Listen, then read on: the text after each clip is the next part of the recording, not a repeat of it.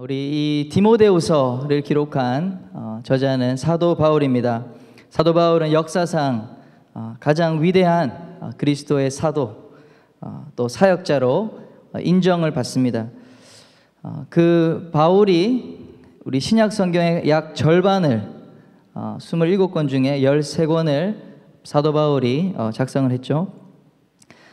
그래서 그 가르침을 통해서 사실 기독교 신학의 기초가 놓여졌어요.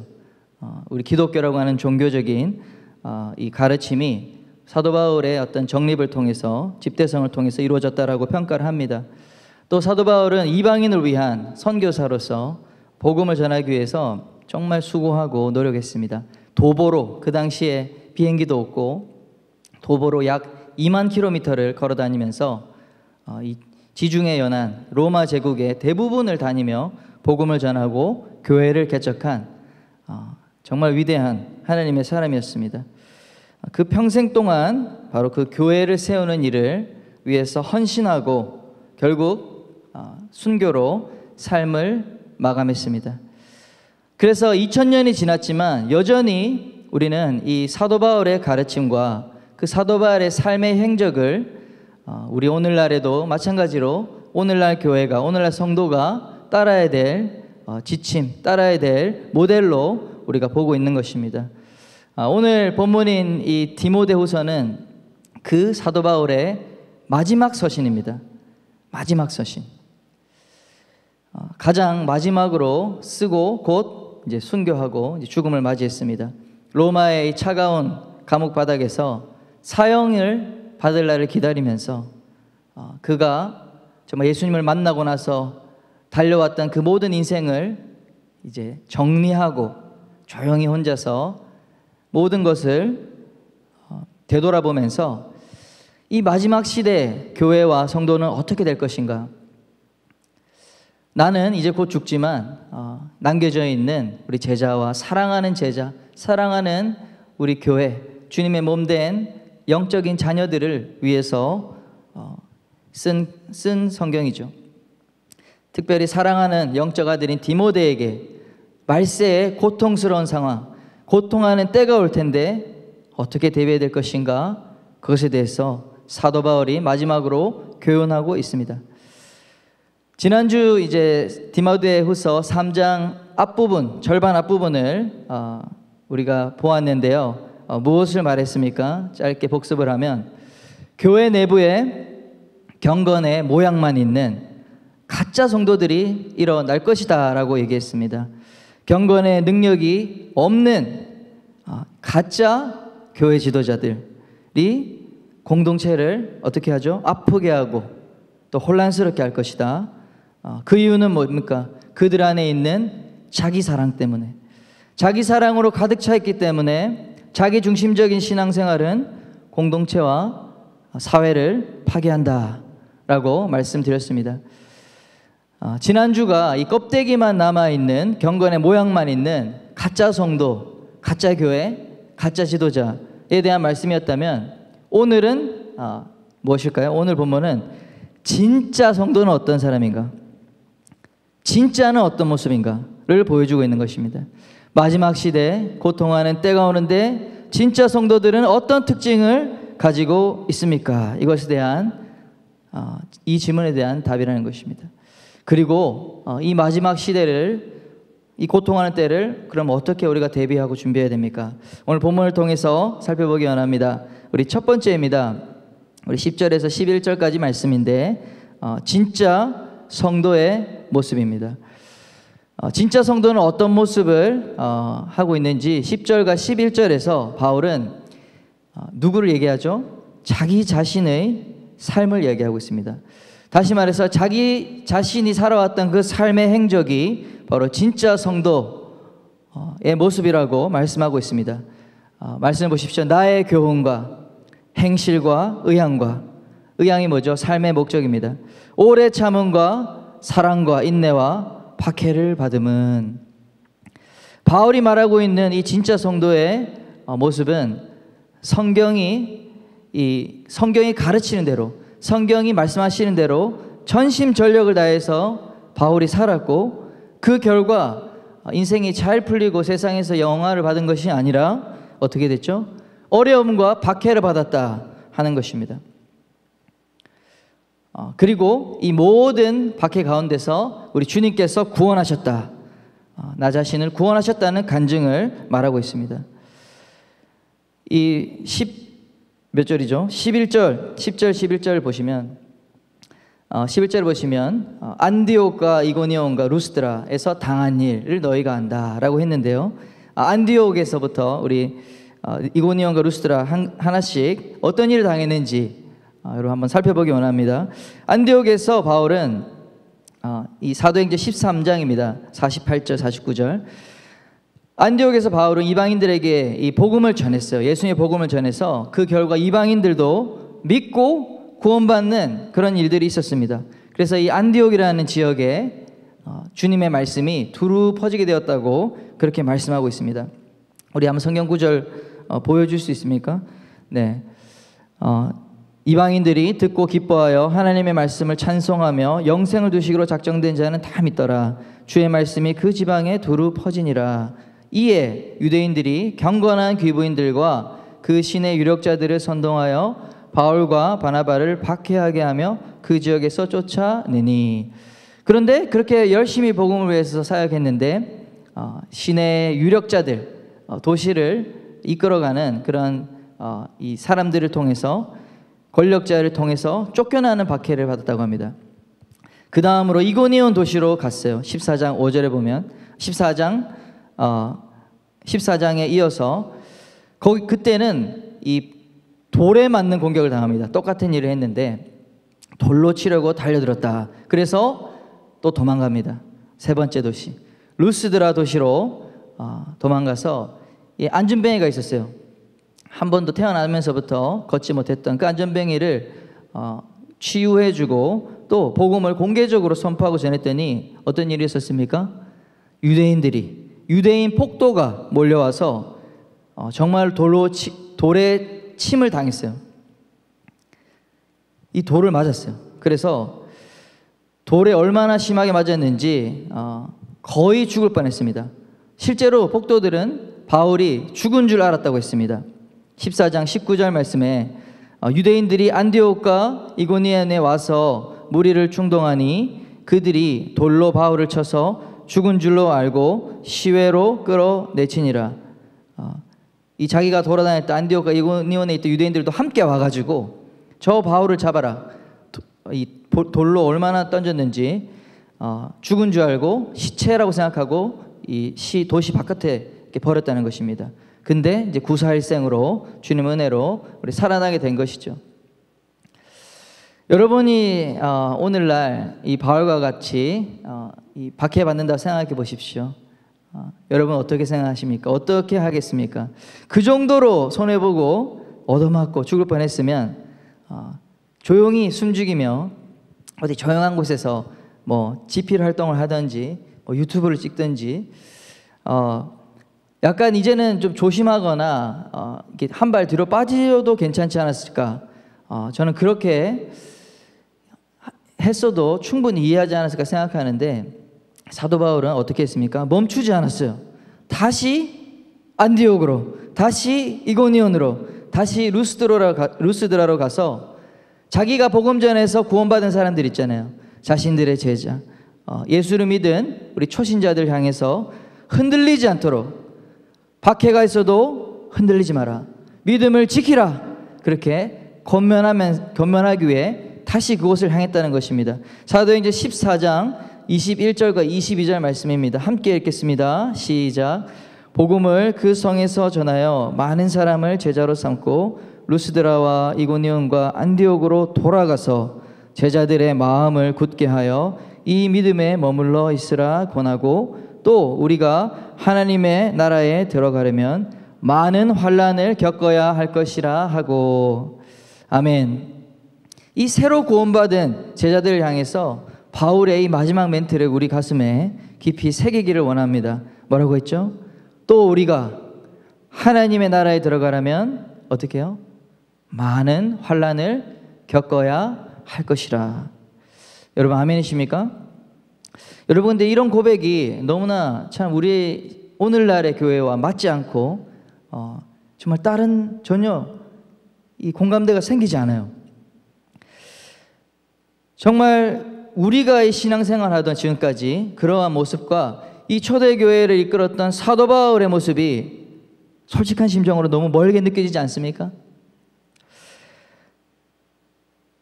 저도 이 사도 바울의 권면으로 성경에 기록된 이 말씀을 여러분께 한번 권면해 보겠습니다.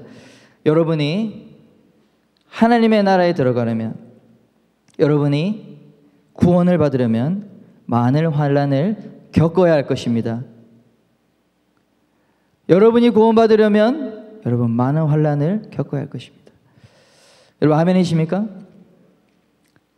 네. 이렇게 말하는데 여러분 이의가 있으십니까? 성경이 이렇게 말하고 있어요. 그런데 우리가 교회를 그토록 오래 다녔지만 환난을 받을 것이다. 그래야 여러분 하나님 나라가 여러분 가운데 임할 것이다. 들어갈 것이다. 이런 얘기 못 들어봤습니다. 그렇지 않습니까? 사랑하는 여러분, 사도 바울의 삶은 2000년 전에도 그렇고 오늘날에도 그렇고 진정한 성도의 본이 되는 줄 믿습니다. 그 바울은 그리스도의 복음을 전하며 그리스도의 교회를 세우기 위해 평생을 살았습니다. 그런데 그의 삶은 손해와 희생과 육체적인 고통으로 박해받는 삶을 견디며 살았습니다. 이것이 우리에게 지금 무엇을 의미하는 것입니까? 바로 진짜 성도는 이렇다는 것입니다. 주를 위해서 살려고 결단하고 여러분의 삶을 한번 주를 위해서 드리고자 헌신하고자 그렇게 마음을 결단하고 한번 실행해 보십시오. 어떤 일이 있을까요? 박해가 시작될 것입니다. 먼저는 여러분의 이 육신이 죄로 물들어 있기 때문에 저항하기 시작할 거예요. 거부할 거예요. 그리고 가까운 가족으로부터 또 친구로부터 조롱받고 멸시를 받을 것입니다. 야, 너 적당히 믿어라. 종교에 빠진 광신자처럼 그런 취급을 받을 것입니다. 그런데 바울도 그러한 모든 박해 가운데서 어떻게 했다고 그랬죠? 그걸로 끝이 아니에요. 주님의 구원을 경험했더라. 할렐루야. 그렇게 박해와 고난과 조롱과 멸시를 받지만 그 가운데 주님과 함께 승리하는 것이 진정한 성도, 진정한 믿음을 가진 성도라는 것을 여러분 꼭 기억하시길 바랍니다. 이 모든 일 가운데 주님이 나를 건져내시고 놀라운 기적과 구원을 허락하셨다. 여러분 이 간증이 진정한 성도에게 있어야 될 줄 믿습니다.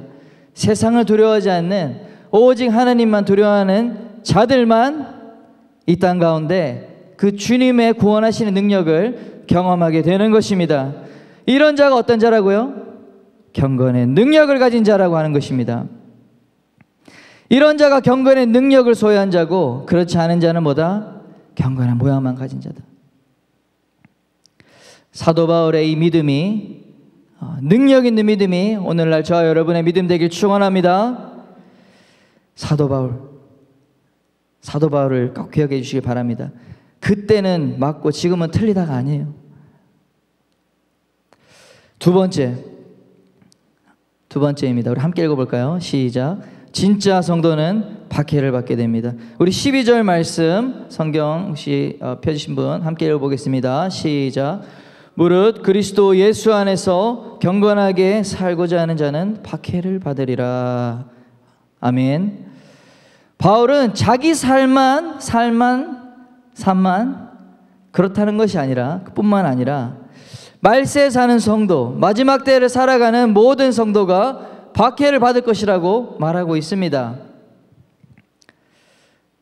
다시 말해 이 성도의 박해라는 것이 2000년 전에만 일어나는 초대교회 때문에 일어나는 특별한 일이 아니라는 것입니다. 누가 박해받을 것이라고 말하고 있습니까? 그리스도 예수 안에서 어떤 사람? 경건하게 살고자 하는 사람. 그들이 박해를 받을 것이라고 말하고 있습니다. 여러분 이 말씀 믿으십니까? 여러분 박해를 안 받는 방법이 있습니다. 뭘까요? 경건하게 안 살면 됩니다. 세상과 타협해서 살면 됩니다. 여러분 잘 보십시오. 경건한 자만 박해를 받는다고 한 것이 아니라요, 경건하게 살고자 하는 자, 그러니까 실제로 여러분 그리스도인이 경건한 모습이 되었기 때문에 박해를 받는 것도 당연히 있겠지만, 이제 내가 예수를 믿었습니다. 그래서 이 세상의 모든 죄가 미워지고 내가 새로운 삶을 살고 싶어요. 그래서 살고자 결단만 했어요. 실제 모습은 그렇지 않지만 여러분 그렇게만 해도, 경건하게 살고자 결단만 해도 박해를 받는다고 합니다. 여러분 영적 습관 만들기를 하고 있습니다. 이제 2달째 우리 제자 훈련하고 있는데 60일간 경건의 습관 만들기를 결단합시다. 결단했더니 어떤 일이 일어납니까? 별의별 어려움이 막 찾아옵니다. 갑자기 몸이 아프기도 하고 몸이 약해지기도 하고, 뭐 평소에 괜찮았는데 관계의 문제가 터지기도 하고 집안에 싸움이 일어나기도 하고 평소에 일어나지 않은 막 상황들이 발생합니다. 여러분 그렇습니다. 우리가 경건하게 살고자 결단하는 것 하나님 기뻐하지만 여러분 세상은 그것을 싫어한다는 것을 꼭 기억하시기 바랍니다. 이 어둠의 영적인 권세자들이, 사탄이 그것을 싫어하기 때문에 우리의 이 결단에 저항이 있는 것을 꼭 기억하시기 바랍니다. 또한 예수님께서도 중요한 얘기 하셨죠. 너희가 제자들에게 박해를 받을 것이다. 세상이 너희를 박해할 것이다. 분명히 말씀하셨습니다. 예수님이 그 제자들에게만 얘기했을까요? 오늘날 그 모든 믿음을 따르는 주님의 제자들에게, 주님의 사람들에게 동일하게 말씀하신 것 아닙니까? 요한복음 15장 16장에 진짜 성도가 박해를 받는 이 4가지 근본 이유를 한번 살펴보겠습니다. 우리 19절 말씀 띄워주시면 좋겠고요. 우리 한번 함께 읽어볼까요? 시작. 너희가 세상에 속하였으면 세상이 자기 것을 사랑할 것이나 너희는 세상에 속한 자가 아니요 도리어 내가 너희를 세상에서 택하였기 때문에 세상이 너희를 미워하느니라. 아멘. 첫째로 믿는 자는 세상에 속하지 않았기 때문에 세상이 박해를 하는 것입니다. 여러분 성도는 어떤 사람이죠? 세상으로부터 부르심을 받아 세상에서 건져낸 사람들입니다. Call out, 부르심을 받아 나온 존재가 바로 성도입니다. 구별된 존재다. 그래서 거룩한 성도, 구별되었다는 것입니다. 세상의 행동을 따라하지 않는다는 것입니다. 그래서 세상은 조롱하고 또 괴롭히고, 그렇게 이 세상과 함께 행동하지 않는 거룩한 성도들 향해서 이 미워하고 박해를 하는 것이죠. 여러분 대학에 들어가서 제일 먼저 받는 유혹이 뭡니까? 또 세상 우리 친구들 또 선배들이 막 술자리에 초청하고 한 잔씩 하라고, 괜찮다고, 우리가 하는 거 니도 하라고. 직장 가면은 또 그거 똑같이 하지 않습니까? 회식 자리에 막 줄을 세워놓고 신입사원이라고, 혼자만 거부하면 또 모르겠는데 이 큰 대접에다가 술을 잔뜩 따라놓고, 옆에는 그 여자 우리 신입 직원도 있고 쭉 줄 세워놓고, 제가 이것을 안 마시면 옆에 있는 사람이 다 마셔야 돼요. 그러니까 이 옆에 있는 사람을 위해서라도 어쩔 수 없이 막 술을 마시게 되는, 별의별 여러분 세상이 우리를 공격하는 이 기술이 많이 있습니다. 그래서 저도 직장에 갔는데 그런 일이 있었습니다. 그래서 이것을 어떻게 해야 되나, 여러분 제가 어떻게 했을까요? 여러분의 상상에 맡기겠습니다. 세상은 똑같이 우리가 자기가 속하지 않았기 때문에, 우리가 세상에 속하려고 하지 않기 때문에 우리를 미워합니다. 두 번째 22절, 요한복음 15장 22절 말씀 한번 함께 읽어보겠습니다. 시작. 내가 와서 그들에게 말하지 아니하였다면 죄가 없었으려니와 지금은 그 죄를 핑계할 수 없느니라.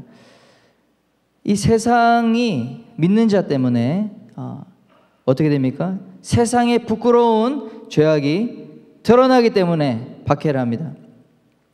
믿는 자가 순결하게 살고자 하고 경건의 삶을 살고자 할 때 이 세상에 쾌락을 좇는 사람들, 또 세상의 이 더럽고 추악한 그 삶을 살아가는 자들에게 이 은밀한 일들이 드러납니다. 다시 말해 빛이 없으면 어둠이 어둠인지 모릅니다. 어둠은 그냥 인식하지 못하고 이것이 정상이라고 살아가고 있는데 갑자기 빛이 나는 사람이 나타나서 드러나면 어떻게 되죠? 거기에 있는 어둠이 우리가 어둠이었구나, 그렇게 드러나기 때문에 그것을 싫어한다는 것이죠. 얼마 전에 이 포항역에 홍등가, 여러분 아시죠? 홍등가에서 사역하시는 어떤 사역자님 가정과 교제를 나눈 적이 있어요. 그래서 이 성매매 종사자들, 그분들을 섬기기 위해서, 그분들을 예수님께 인도하기 위해서 이 도시락을 이렇게 싸서 전달해주고 또 그들의 얘기를 듣고 그들과 상담하고 그들의 친구가 되어주는 그러한 귀한 사역을 하시는 수년째 그 일들을 하고 계시는 분 이야기를 나누면서 들었습니다. 그런데 이제 대부분 많은 사람들이 정말 감사하고 또 맛있는 음식, 또 사랑으로 다가오니까 좋아하지만 그 중에서 정말 자기들이 오는 것을 싫어하는 사람들이 있다고 합니다. 저것들 뭐냐고, 이유 없이 막 싫어한 내색을 하고 오지 말라고 하는데 왜 그런지 아세요? 아니 왜 나타나서 우리한테 죄책감을 주고 죄책감을 주느냐, 그 얘기죠. 양심의 가책을 느끼니까. 안 나타나면 그냥 다 이제 자기 만난 사람들한테 이제 아무도 말하지 않지만, 잘못됐다 말하지 않지만 그 섬기고 봉사하는 우리 크리스천이 왔다는 것만으로 해도 자신의 양심에 찔려서 보기 싫은 거예요. 그냥 죄악이 드러나기 때문에 세상이 미워한다. 세 번째, 우리 16장 3절 말씀입니다. 요한복음 16장 3절 말씀 함께 읽겠습니다. 그들이 이런 일을 할 것은 아버지와 나를 알지 못함이라. 세상은 우리 하나님의 아버지와 예수 그리스도를 알지 못하기 때문에 박해를 하는 것입니다. 여러분, 믿지 않는 자는 우리 믿는 자들의 모든 경건의 삶, 믿는 자들이 추구하는 것을 이해할 수 있을까요? 이해하지 못합니다. 왜 굳이 이런 상황에 교회를 가야 하는지 이해 못합니다. 여러분, 설득이 안 됩니다. 아니 모여가지고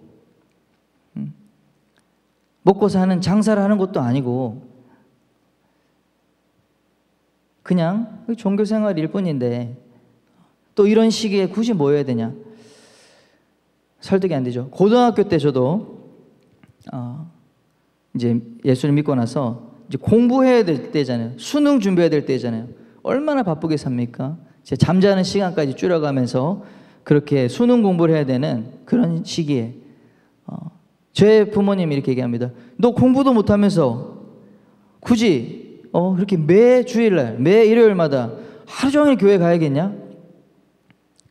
할 말이 없잖아요. 공부를 잘하면 모르겠는데 막 떳떳하게. 근데 다 그렇지 못하잖아요, 여러분. 믿는 사람 믿어서 여러분 그렇게 정말 실력이 있어가지고 제가 다 알아서 잘하니까 알아서 할게요 하면 이제 되는데 저는 좀 그러지 못했어요. 그러다 보니까 오히려 막 성적이 떨어졌어요. 그러니까 부모님이 걱정하죠. 믿지 않는 부모님은 절대 이해하지 못합니다. 이 가족 행사가 보통 교회 안 다니는 집안은 일요일에 쉬는 날이니까 일요일에 뭐 놀러도 가고 또 제사하러 지내러 가기도 하고 그렇게 하잖아요. 어디 가자고. 근데 저를 보면서 저 완전 교회에 미쳤다. 일요일은 무조건 교회 간다고 이 가족 일에 전혀 참여를 안 하네.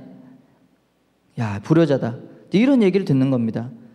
여러분, 믿지 않는 자, 하나님 아버지와 그리스도를 알지 못하는 자에게 이 예배드림의 가치가 얼마나 중요한지 이해할 수 있습니까?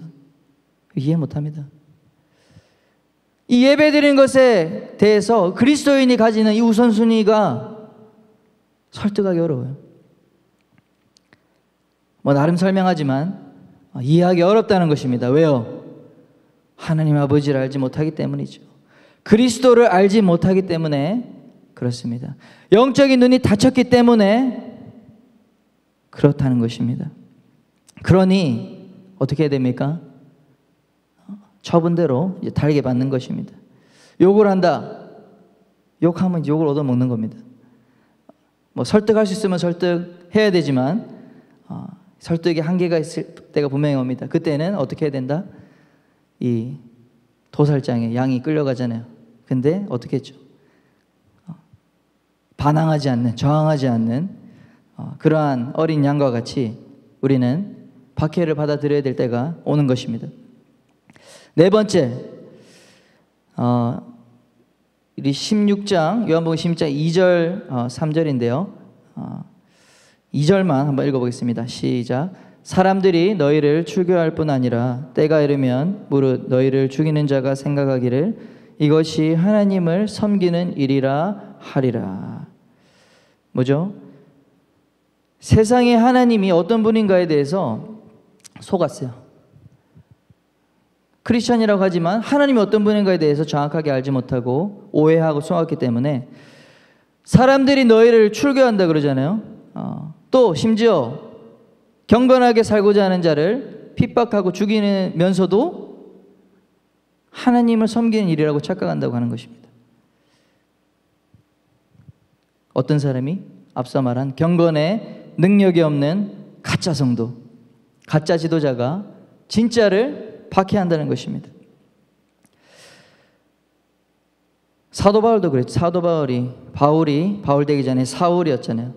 하나님께 대한 열심이 있었고 이 바리새파 중에 바리새파, 히브리인 중에 히브리인, 이 율법을 정말 열심히 공부했지만 성령을 받지 못하고 예수를 알지 못하니까 예수 믿는 자들을 잡아서 끌어가서 이 재판장에게 넘겨주기도 하고 심지어 죽이기도 했던 이 사울이 자기는 그 일을 하면서도 하나님을 위해서 한다고 착각했던 것처럼 마지막 때에도 그렇다는 것입니다. 여러분, 일제치하에 신사참배를 거절했던 주기철 목사님, 그 당시에 교회와 교단 지도자들에 의해서 어떻게 됐죠? 목사의 직분을 면직당했습니다. 거의 이단으로 제명되고 교회의 수많은 지도자들이 잘못된 길을 갔고 오히려 진정한 믿음을 가졌던 주기철 목사님은 감옥에 끌려가게 됐죠. 그것을 세상이 했다? 아니 교회에서 먼저 했다. 잘못된 교회, 경건의 능력을 잃어버린 교회가 그렇게 했다는 것입니다. 그 당시에 이 한국교회 모습을 우리 코람데오닷컴의 김민호 목사님의 칼럼에 이렇게 묘사하고 있습니다. 당시 신사참배를 가결한 선언문은 신사는 종교가 아니며 기독교 교리에도 어긋나지 않는 애국적 국가의식이기에 솔선해서 국민정신 총동원에 적극 참가하여 황국 시민으로서 정성을 다해달라라고 총회가 교회가 연합한 교단의 총회가 그렇게 선언문을 가결했다고 하는 것입니다. 또 읽어드리겠습니다. 총회 가결 후 수많은 교회들은 동방요배, 신사를 향해 절하는 행위 후에 예배를 시작했다. 우상에 굴복한 후에 예배라는 요식 행위를 할 뿐이었다. 신실한 성도들은 이런 모습에 혼란스러워하며 담임 목사에게 해명을 요구했다. 혼란스러움에 빠진 양들에게 그들은 신사참배는 우상숭배가 아니라 했다. 또 기독교리에는 어긋나지 않는 것이라고 했다. 그 이유는 동방요배가 애국적 국가의식일 뿐이라는 것이다. 이는 이미 신사참배를 국민의 국가에 대한 예의로 타협했던 일본의 기독교 전체적인 분위기를 그대로 조선에 조성한 논리였다. 이런 총회와 다수 교회의 위선적 모습에 저항했던 사람이 바로 주기철 목사였다. 그는 총회의 이런 결정을 정면으로 거부했다. 그 결과 그는 평양 노예 결의에 의해 산정현 교회에서 파면되고 면직되고 말았다. 그의 죄명은 총회 결의에 따르지 않은 것과 국민된 의무 위반자라는 것이었다. 지금도 경건의 모양만 갖추고 있는 자들이 진짜 신앙인을 출교하고 세상 법정에 고소 고발하고 인격적인 살인을 하는데 여러분 가담하고 있지 않습니까? 같은 칼럼에서 김민호 저자가 오늘날 이 예배를 포기하는 현상에 대해서 이 1938년에 신사참배 결의와 연관지어서 말하고 있는 부분을 제가 읽어드리겠습니다. 상당수의 성도들은 성경에도 없는 비대면 예배가 이웃 사랑이요, 대면 예배는 종교적 이기주의라는 정권과 언론과 영향력이 있는 목회자들의 발언에 혼란스러워한다. 마치 신사참배 당시 국민된 의무 위반자라는 오명을 교회에 뒤집어 씌운 것과 같다. 이들은 한국교회가 박해하고 있다는 주장은 옳지 않다고 한다. 뿐만 아니라 루터, 리차드 백스터의 주장을 왜곡 인용하면서 그 정당성을 주장한다. 더 나아가 어떤 분은 비대면 예배가 성경적인지 아닌지는 별 의미가 없다고도 한다. 중요한 것은 조금이라도 전염병이 전파되지 않도록 하는 것이라 한다.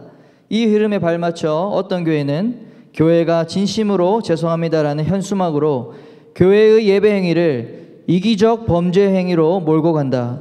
이 모습에서 신사참배 거부했던 교회와 목회자들의 모습을 떠올리게 된다.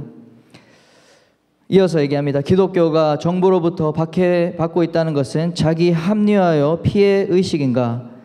우리는 정말로 종교적 이기심에 빠진 것인가? 우리는 정말 사회를 향해 사과해야 마땅한가? 이 질문에 대한 대답은 언론의 선동에 부안해동하지 않고 객관적으로 생각하면 쉽게 나올 결론이다. 교회는 일주일에 한 번에서 두 번 모인다. 다른 어느 곳보다 방역에 철저하다. 마스크를 착용하고 사회적 거리두기를 철저히 준수하고 있다. 예배 후엔 모두 집으로 돌아간다. 그럼에도 불구하고 정부는 교회만 예배를 금지하고 있다. 안전 안내 문자는 확진자 안내 시에 유독 교회만 발생지를 알린다. 성당이나 사찰이나 관공서, 민주노총 시위대, 게이클럽, 60만이 모였던 해수욕장 등은 절대 언급하지 않는다. 언론도 오로지 교회만 집중적으로 보도한다. 확진자가 나오면 그 발생지가 교회인 것처럼 몰아간다. 최근 참존교회 폐소만 보더라도 분명히 형평성과 정도를 넘어선 조치였다. 그리고 좀 길지만 제가 내용을 빼지 않고 읽어드렸습니다. 경기도 파주에 있는 우리 같은 저희 교단인 참존교회는 8월 21일 주민의 어떤 악의적인 신고로 일방적으로 교회가 폐쇄당하는 일이 있었습니다. 확진자도 없었고 방역법을 잘 지켰고 심지어 이렇게 많이 모인 예배가 아니라 온라인 예배로 30여 명의 우리 스태프만 모여서 예배 드렸을 뿐인데 주민이 민원을 넣었다는 이유로 시에서 행정명령을 발동해서 교회를 폐쇄시킨 것입니다. 바로 전날에. 이뿐만이 아닙니다. 경남 우리 함양군 아주 시골이죠. 일부 교회에서도 지난 8월 23일 이 시골 교회 노인들만 모여있는 그 조그만 예배당에 주일 예배 중에 공무원이 들어와서 예배를 보고 있는데 이렇게 갑자기 뒤에서 들어와서 예배를 멈춥니다. 그리고 비대면 예배 행정명령서를 목사에게 갖다 대고 목사님께 여기에 서명하시라고 비대면 예배 하시라고 만약에 여기서 확진자가 발생하거나 여러 가지 문제가 생기면 우리가 구상권을 청구하겠다. 그래서 모든 재반 비용을 이 교회에 물리겠다. 이렇게 이야기를 하고 갔다는 것입니다.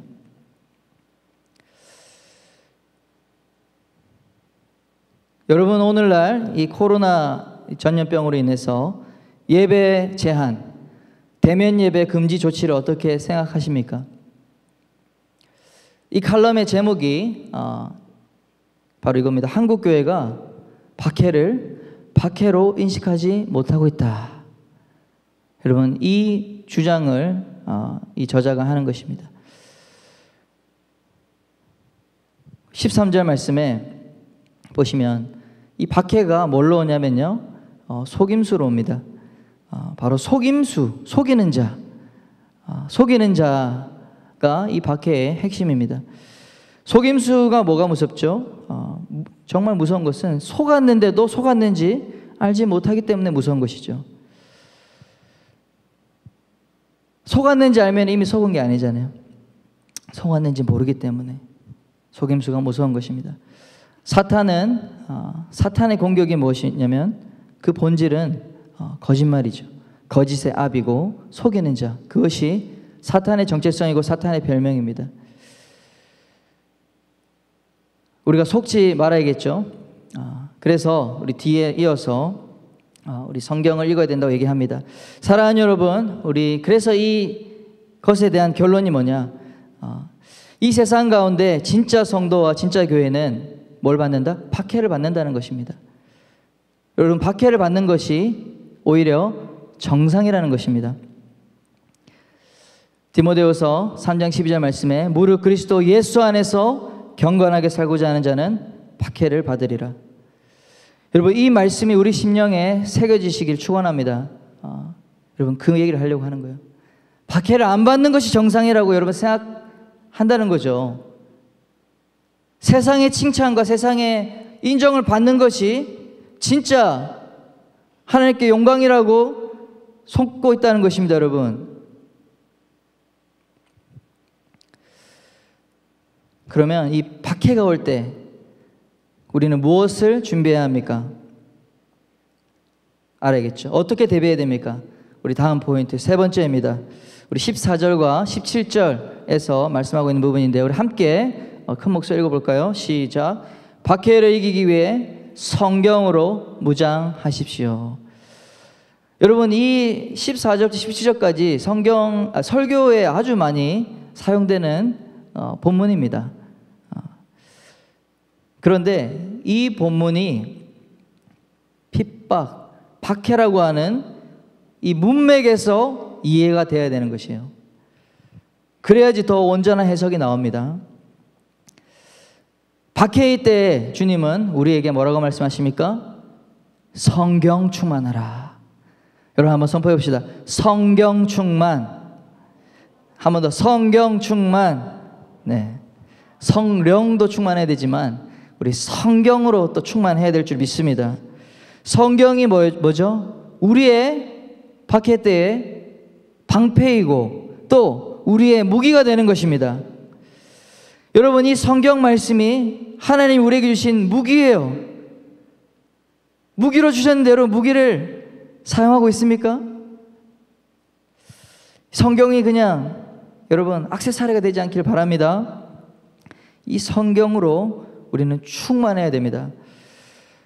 박해가 와도 사도 바울처럼 우리를 돌로 치고 돌멩이도 있지만 여러분 이 언어 폭력이라고 하잖아요. 언어의 돌로 치고 우리를 출교하고 미워해도 어떻게 하면 이길 수 있다? 이 성경을 붙들고 있으면 넉넉히 승리할 것이라고 주님은 말씀하십니다.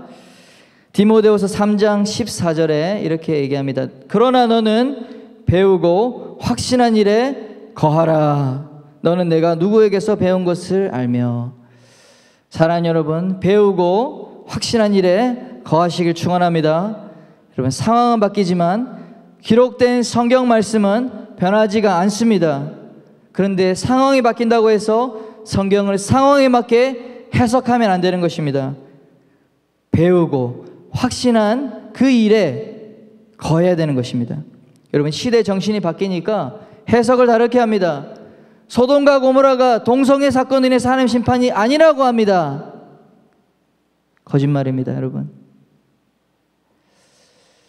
과학의 시대라고 해서 모세가 홍해를 가른 사건이 그냥 밀물과 썰물에 의해서 물이 빠지고 나서 걸어간 것이라고 얘기합니다.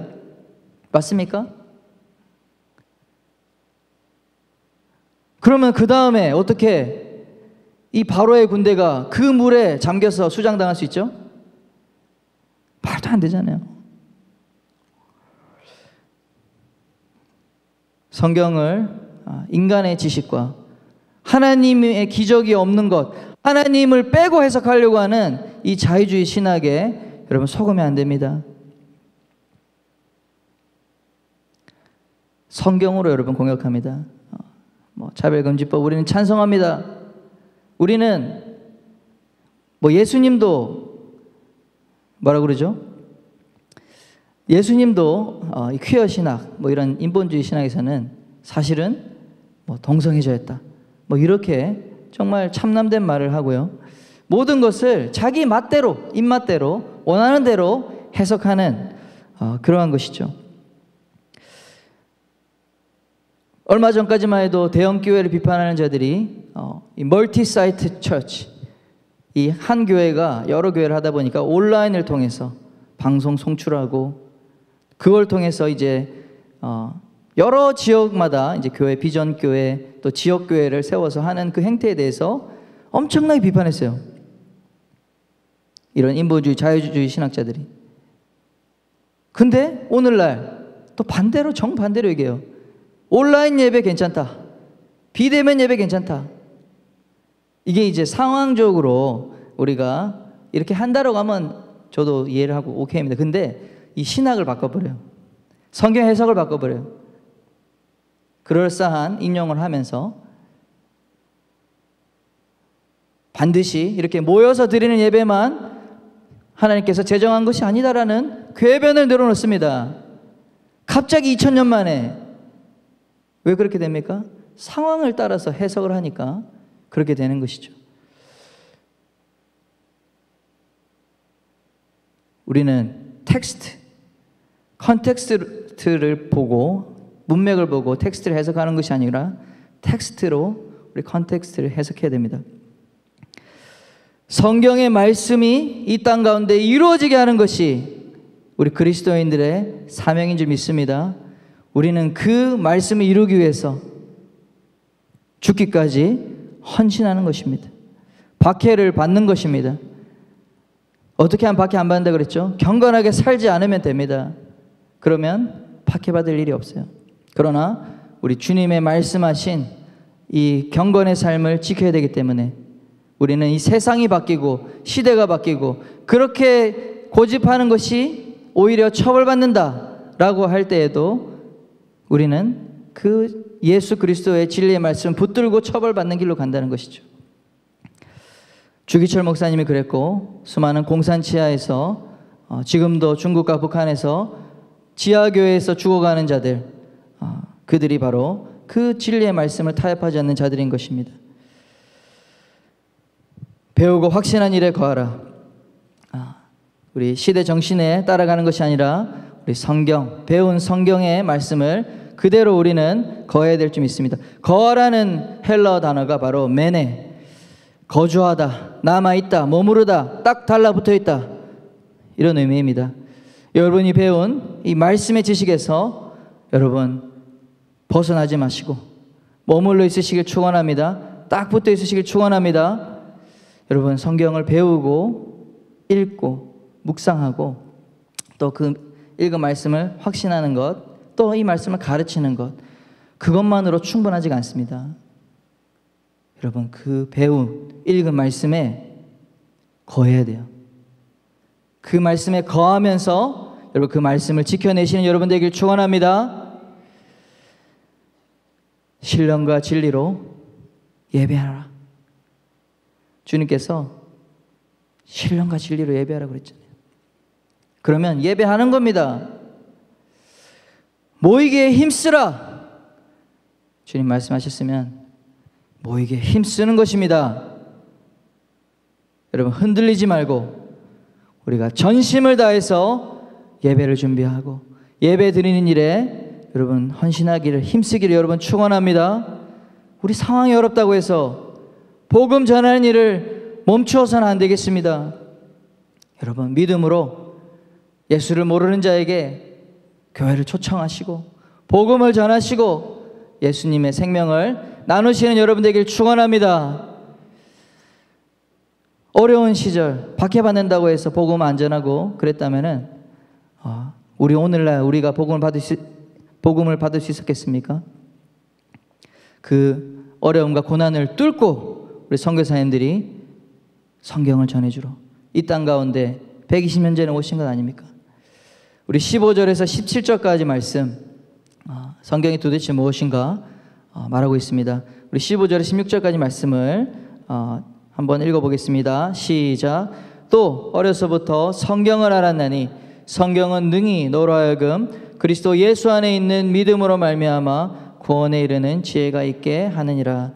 모든 성경은 하나님의 감동으로 된 것으로 교훈과 책망과 바르게 함과 의로 교육하기에 유익하니 이는 하나님의 사람으로 온전하게 하며 모든 선한 일을 행할 능력을 갖추게 하려 함이라. 아멘. 성경이 무엇입니까? 여러분, 이 성경은 구원에 이르게 하는 지혜가 있는 책입니다. 여러분, 이 말씀으로 충만하시길 바랍니다. 또 하나님의 감동으로 기록된 책입니다. 하나님의 영으로 충만할 때 여러분, 이 말씀이 여러분 가운데 이해될 줄 믿습니다. 또 무엇이죠? 하나님의 사람으로 온전하게 교육하는 것 또한 성경 말씀입니다.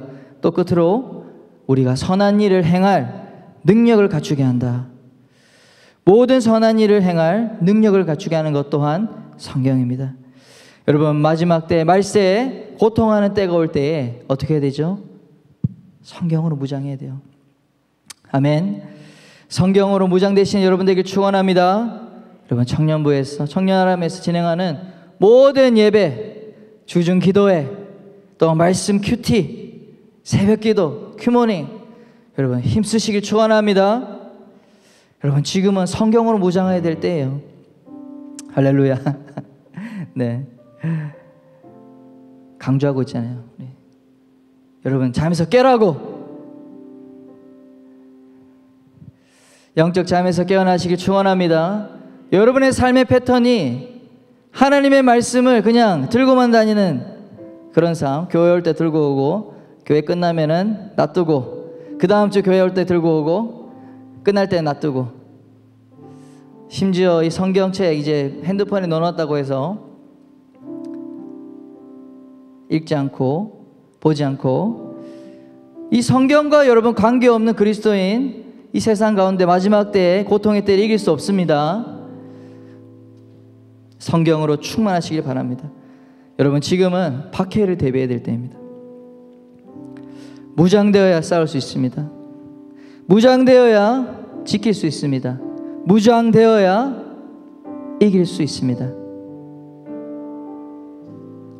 여러분의 마음의 결단만으로는 되지 않습니다. 혈과 육에 대한 싸움이 아니기 때문에, 정사와 권세와 하늘을 주관하는 악한 영들에 대해서 싸우는 영적 전쟁이기 때문에 여러분, 영의 말씀인 성경을 먹으시길 바랍니다. 지금은 이 말세에 고통하는 때를 잘 준비해서 그것이 올 때 우리가 넉넉히 승리하고 박해를 돌파하고 우리 주님의 놀라운 이름을 드러내는 그러한 일을 준비해야 될 때입니다. 초대교회의 교회의 아버지, 처치 파더, 교부 터툴리안, 유명한 터툴리안이라는 분이 이런 말을 하셨죠. 순교자의 피는 교회의 씨앗이 되고 교회는 순교자의 피를 먹고 자란다. 여러분, 주님의 교회는 이렇게 순교의 피를 통해서 지금까지 성장하고 자라고 새롭게 심어지고 그렇게 열매 맺게 되었습니다. 박해와 핍박은 옵션이 아니고 모든 주님의 이 생명을 살리는 몸된 교회가 가는 곳에 먼저 순교의 피, 박해의 고난이 깔려 있었던 것입니다. 우리는 그것을 대가지불하지 않았지만 우리 초대교회, 한국의 초대교회 선조들이 얼마나 많은 대가를 지불했는지 모릅니다. 여러분의 조상들이, 여러분의 부모님이, 또 이곳에 일대 신앙을 가지는 사람은 여러분이 여러분의 가족을 위해서 그 대가 지불을 하고 있는 것입니다. 박해 없는, 핍박 없는 기독교, 그것이 옳다라고 여러분 생각한다면 여러분 잘못된 것입니다. 우리 교회가 가는 곳마다 박해가 있었습니다. 지금도 마찬가지입니다. 가까운 북한, 중국,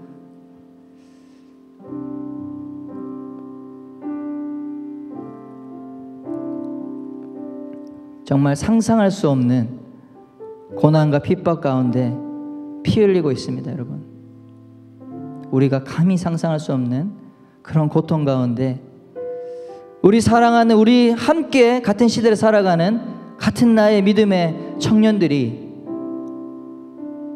우리 죽음의 이 고통 가운데, 정말 물리적인 고통 가운데 지금 이 시대에도 우리만 안 그런 거예요. 눈을 들어 보십시오. 우리 전 세계 이 기독교 박해를 연구하는 오픈도어 선교회 약 2억 명 이상의 그리스도인이 심각한 박해 가운데 있다고 합니다. 2010년도에 비해서 약 1억 명이 증가한, 점점점 기독교인들에 대한 박해는 21세기 이 최첨단 우리 과학의 시대에 더 증가한다고 얘기하고 있어요. 인도의 파키스탄의 우리 크리스찬 소녀는 크리스천이라는 이유로 강간을 당해요. 그래도 처벌당하지 않습니다. 저 아프리카의 나이지리아, 이 보코하람이라고 하는 이 극단적인 또 무장단체가 심심하면 기독교 마을을 찾아가서 학교에서 여자아이들을 납치하고, 한 소년이 길 가다가 이 무슬림 청년들에게 붙잡혀서 고문당하고 눈이 찢어지고 실명하고 팔이 잘리고 성기가 잘리고, 그래도 구살생으로 살았습니다. 그런데 놀라운 것은 그 소년이 그리스도의 사랑으로 저들을 용서한다고 하는 그 기사를 볼 때 정말 우리가 믿고 있는 신앙과 저들이 믿고 있는 신앙이 어떻게 이렇게 다를까? 사랑하는 여러분, 우리 예수 믿는 것이 진정한 믿음의 성도가 된다는 것, 무릇 경건하게 살고자 하는 자는 박해를 받을 것이다. 여러분, 이것이 정상입니다. 여러분, 이것이 정상이에요.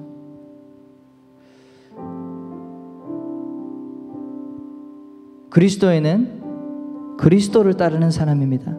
아멘. 그리스도인은 그리스도를 따르는 자입니다. 우리가 따르는, 우리의 주인으로 모시는, 우리의 왕으로 고백하는 그 예수 그리스도가 박해를 받지 않으셨습니까? 모함으로 재판을 받고 채찍으로 고문당하고 벌게벗겨지신 채 십자가에서 극악한 방법으로 공개 처형을 당하지 않으셨습니까? 저 여러분 어떻나요?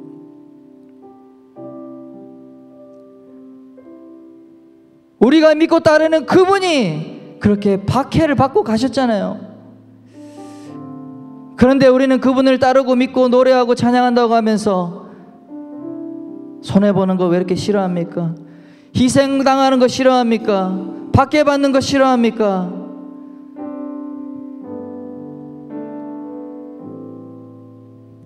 여러분, 그래서 타협할 겁니까? 대가 지불이 싫어서 여러분 타협할 겁니까?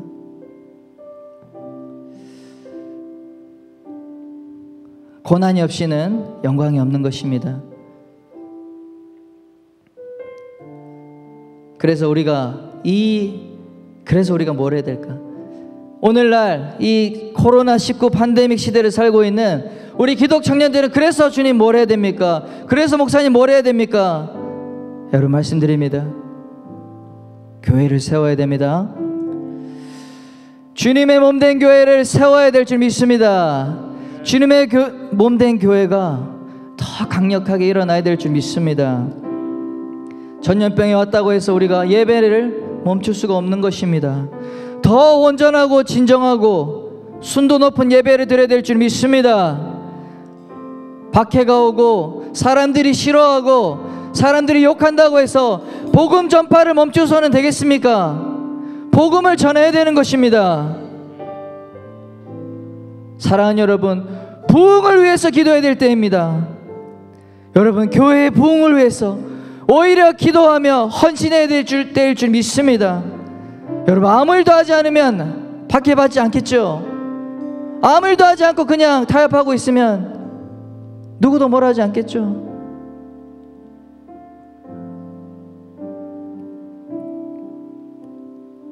우리 예수 그리스도께서 고난의 잔을 왜 받았죠? 바로 우리를 살리기 위해서, 우리를 영원한 죄의 저주로부터 살리시기 위해서 예수님은 고난의 잔을 마신 것입니다. 핍박과 박해를 두려워하지 않고 뚫고 나가신 것입니다. 우리 베드로전서 4장 12절, 13절, 14절 주님께서 우리에게 마지막 주시는 권면의 말씀 읽고 우리 찬양하며 기도했으면 좋겠습니다. 우리 합심으로 함께 읽겠습니다. 시작. 사랑하는 자들아, 너희를 연단하려고 오는 불시험을 이상한 일 당한 것 같이 이상히 여기지 말고 오히려 너희가 그리스도의 고난에 참여하는 것으로 즐거워하라. 이는 그의 영광을 나타내실 때에 너희로 즐거워하고 기뻐하게 하려 함이라. 너희가 그리스도의 이름으로 치욕을 당하면 복 있는 자로다. 영광의 영 곧 하나님의 영이 너희 위에 계심이라. 할렐루야. 아멘. 우리 가운데 이 고난을 참여하는 것을 주님은 기뻐하고 즐거워하라고 말씀하십니다. 왜요? 그분의 영광으로 다시 나타나실 그때에 우리로 그 고난을, 그 박해를 즐거워하고 기뻐하기 위해서, 주님 잠시 잠깐 받는 이 고난이, 주를 위해서 받는 고난이 우리 주님의 때에 놀라운 영광으로, 놀라운 기쁨으로 바뀌게 될 줄 여러분 믿으시길 축원합니다. 우리 그렇게 믿고 함께 주를 위해서 나아갈 분들, 우리 일어나셔서 함께 찬양하며 나아갔으면 좋겠습니다. 우리에게 소원이 하나 있네. 우리에게 소원이 하나 있네. 주님 다시 오신 그날까지 우리 가슴에 새긴 주의 십자가 사랑, 나의 교회를 사랑케 하네. 주의 교회를 향한 우리 마음, 주의 교회를 향한 우리 마음, 희생과 포기와 가난과 고난, 하물며 죽음조차 우릴 막을 수 없네. 우리 교회는 이 땅의 희망, 교회 되게, 예배 되게 우리 사용하소서. 진정한 부흥의 날 오늘 임하도록 우리 사용하소서. 교회를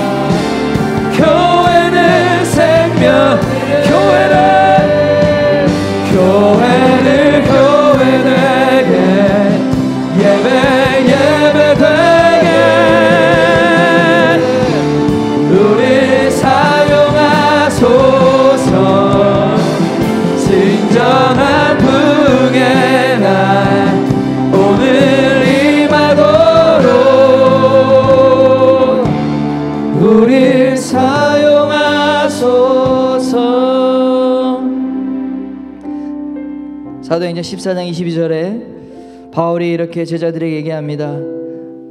제자들의 마음을 굳게 하여 이 믿음에 머물러 있으라 권하고, 또 우리가 하나님의 나라에 들어가려면 많은 환난을 겪어야 할 것이라 하고,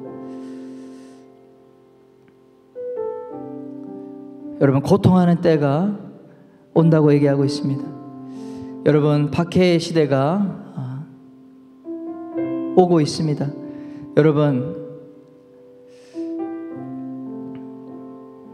믿음 가운데 머물러 있으시길 축원합니다. 여러분, 주님의 교회가 생명입니다. 이 땅 가운데 하나님의 생명력을 바라는, 하나님의 구원을 가져오는 단체는, 조직은 교회밖에 없는 줄 믿으시길 바랍니다. 주님의 몸된 교회가 부흥하고 주의 몸된 교회가 일어나 이 땅을 축복하는 것 외에 이 땅을 살릴 수 있는 방법이 없는 줄 믿습니다. 우리 사랑하는 청년 여러분, 우리 주님의 교회를 세우기 위해서 함께 희생하고 헌신합시다. 우리 가운데 주님의 몸된 교회를 향한 사랑을 부어 주옵소서. 주님 교회를 섬김으로 사도 바울이 주님의 역사를 이룬 것처럼 주여 이 마지막 때에 주님의 길을 예비하는 거룩한 청년들이 되길 원합니다. 이러한 믿음으로 여러분 함께 기도합시다. 주님의 교회를 올려드립시다. 기쁨의 교회를 올려드립시다. 우리 고통당한 한국교회를 올려드립시다. 주의 이름을 외치고 기도하겠습니다. 주여, 주여. 교회를 교회되게 예배 되게 우리 사용하소서. 진정한 부흥의 날 오늘 임하도록 우리 사용하소서. 교회를 교회되게 예배되게 성도, 박해를 이기는 거룩한 성도로 여러분 세워지기 위해서, 또 주님의 교회를 세우는 그런 능력 있는 자, 선한 일을 행할 능력을 갖기 위해서 성경의 사람이 되셔야 됩니다. 성경으로 무장하셔야 됩니다. 여러분, 이 마지막 때의 험난한 시대를 속이는 이 시대, 미혹의 영으로 오는 이 시대를 넉넉히기 위해서 여러분 성경의 사람이 되어서 분별할 수 있는 자가 되어야 될 줄 믿습니다. 여러분 기도합시다. 성경이 사람이 되게 하여 주옵소서. 하나님의 말씀을 읽고 그 말씀 가운데 거하는 자가 되게 하여 주옵소서. 매일의 삶 가운데 하나님의 말씀이 일상이 되어지고 거룩한 습관이 되어질 수 있도록 도와주옵소서. 주님의 말씀을 멀리하게 하는 모든 악한 죄악된 습관들은 떠나갈지어다. 모든 악한 미디어의 영향은 떠나갈지어다. 주의 이름 외치고 기도하겠습니다. 주여, 주여. 아버지, 성령 안에 예배하리라. 성령의 사람이 되게 원합니다. 말씀의 사람이 되게 원합니다. 자유의 아버지,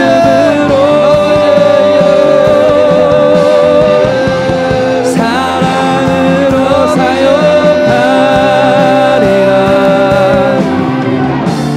교회는 생명이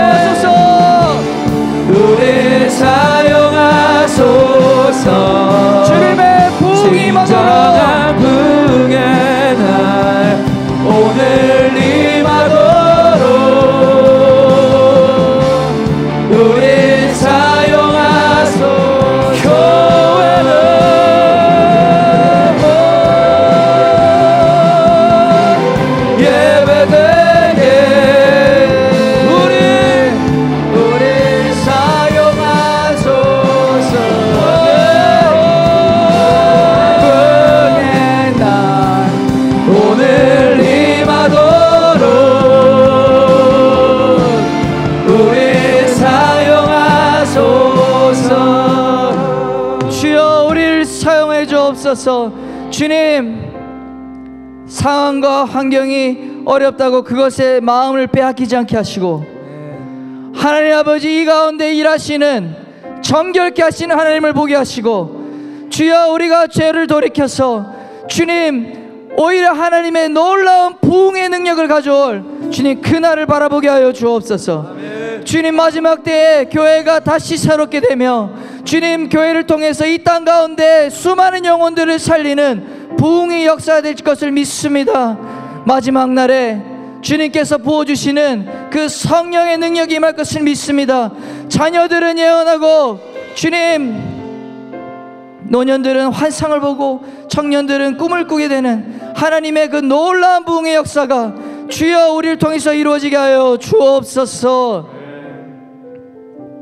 주님, 우리 귀한 청년들 믿음의 담력을 부어주시고 날마다 말씀으로 무장되어 가게 하여 주시옵소서. 우리 한국교회를 이끌어갈 거룩한 지도자로 세워 주옵소서. 이제는 예수 그리스도의 생명을 다하신 순종의 기름 부으심과 하나님 아버지의 영원하신 사랑과 성령 하나님의 하나 되게 하심이 이곳에 있는 모든 주님을 찾는 신령과 진정으로 주님을 예배하는 예배자들 위해 열방 가운데서 복음 전하며 주님의 나라를 위하여 박해받는 모든 믿음의 형제 자매들 위해 지금부터 영원토록 함께 하시기를 간절히 축원하옵나이다. 아멘.